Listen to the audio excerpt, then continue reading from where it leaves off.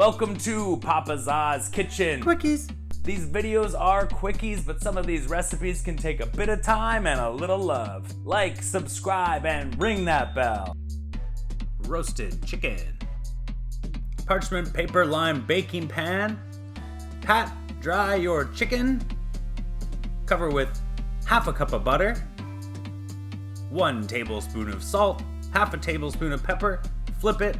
1 tablespoon of salt, half a tablespoon of pepper. Bake at 425 degrees Fahrenheit for 60 minutes or until golden brown, reaching an internal temp of 165 degrees Fahrenheit.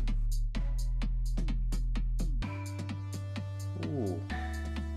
Let chicken rest 10 to 15 minutes before slicing. Roasted chicken. Swiss chalet chicken pizza. Thanks for watching Papa Za's Kitchen Quickies. Make this dish on its own or put it on a pizza. Check the link below. Like, subscribe, and ring that bell for more.